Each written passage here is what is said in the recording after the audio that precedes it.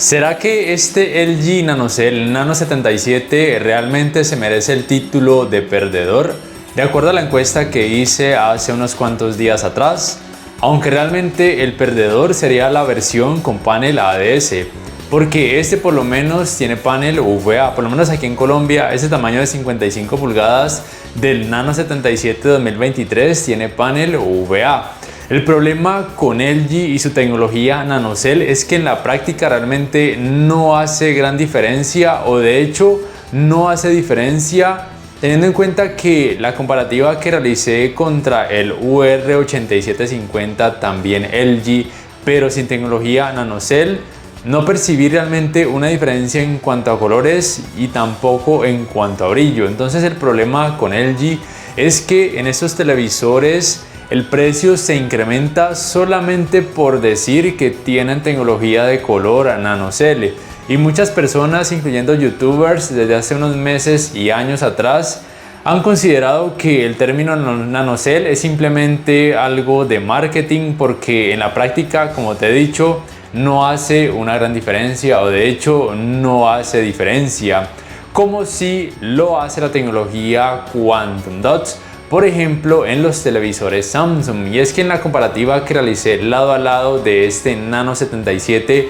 contra el Samsung Q65C, la diferencia sí era muy notoria a favor del Samsung, porque tenía mayor cantidad de brillo y colores mucho más vivos.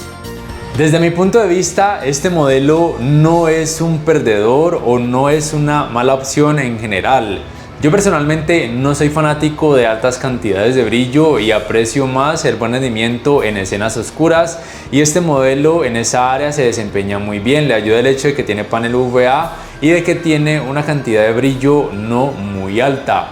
El problema con este modelo es el precio. Como ya mencioné, el título NanoCell hace que el precio se incremente, pero en la práctica realmente no se percibe una diferencia significativa en comparación, por ejemplo, al UR8750 también de la marca LG, por lo cual sería más inteligente comprar ese UR8750, a menos de que este Nano 77 lo encuentres a un precio muy económico en tu país.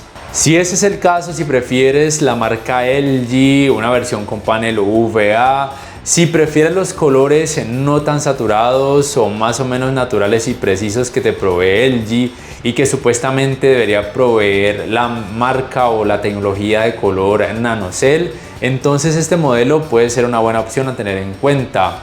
Realmente puntos negativos además del precio serían los ángulos de visión, pero en todos los modelos panel UVA tienen ese problema. Digamos que el efecto de pantalla sucia en algunas escenas se puede percibir un poco, pero desde mi punto de vista no es algo molesto. Destaco el sistema de sonido, me gusta que es muy nítido y aunque no sea increíblemente potente, es más que decente teniendo en cuenta la gama a la que pertenece, que en este caso sería gama media-baja. El rendimiento gaming es bueno a pesar de que no cuenta con tecnologías avanzadas, a pesar de que no tiene los 120 Hz ni en 4K ni en algún otro tipo de resolución, y a pesar de que no cuenta con tecnologías de frecuencia de actualización variables. Eso sí, el punto más negativo en general sería, además del precio, la fluidez del sistema operativo, especialmente cuando quiero acceder al menú de configuraciones. A veces responde un poco más rápido en comparación a otras veces, pero a veces tarda demasiados segundos para poder intentar modificar los parámetros de brillo, color, contraste, entre otros, y eso es muy tedioso. Aquí no se demoró tanto, pero sí se demoró más de lo que a mí me gustaría.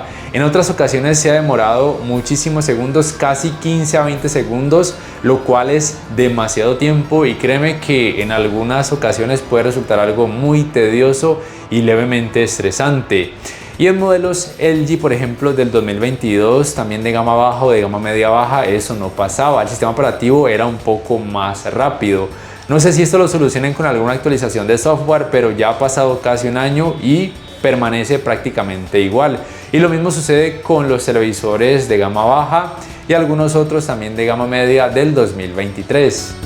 Pero siendo objetivo, Ya viéndolo comparado con todos los televisores de la encuesta que realicé, es decir, el mencionado Samsung QLED Q65C, el Hisense U6K que también tiene tecnología de color Quantum Dots y el TCL C645 que también tiene tecnología de color Quantum Dots, todos estos tres de forma objetiva puedo decir que le ganan en casi todo a este modelo Nano 77.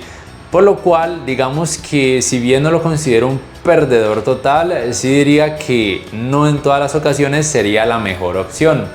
¿Qué piensas tú al respecto acerca de este modelo? ¿Te ha gustado? ¿Lo comprarías? ¿Sí o no? ¿Y por qué?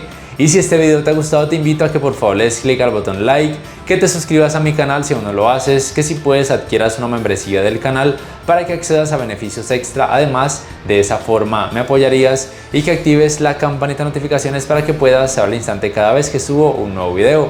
Hasta la próxima.